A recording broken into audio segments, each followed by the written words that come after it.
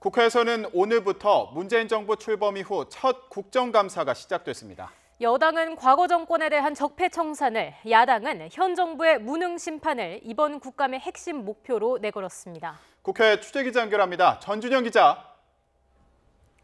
네, 국회입니다. 네, 오늘 오전부터 상임위별로 국감이 진행되고 있는데 어떤 내용이 나왔습니까?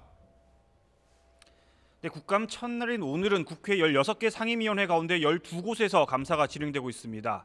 먼저 외교통일위원회에서는 북한 핵 미사일 도발과 관련한 문재인 정부의 외교 정책이 최대 이슈였습니다. 야당은 전술핵 배치 등 강력하고 적극적인 대응을 주문한 반면 여당은 한반도 비핵화 원칙 하에 대화를 통한 평화적인 해법 모색을 거듭 당부했습니다. 직접 들어보시겠습니다. 결국은 전술핵을 이 김정은의 코앞에 배치를 해야지 그러한 적극적인 응징이 가능하고 그러한 그 김정은의 그런 도발을 우리가 막을 수가 있습니다. 이것을 우리 인정을 해야 됩니다. 한미 동맹에 대한 불신, 의구심이 전제되기 때문에 그런 문제가 나오는 것이라고 봅니다. 해구산에 대한 공개적인 확실한 보장을 받고 또 한미 상호 방위 조약에 있어서 자동 개입 조항을 문서화시켜야 되고 산업통상자원 중소벤처기업위원회에서는 문재인 정부의 원전 폐기 정책과 MB정부 시절 자원 외교를 두고 여야 간 설전이 벌어졌습니다. 야당은 신고리 5, 6호기 중단 여부와 관련한 공론화 작업이 편파적으로 진행되고 있다고 비판했고 여당은 MB정부가 자원 외교 비용과 수익을 조작했다며 실체 규명을 촉구했습니다.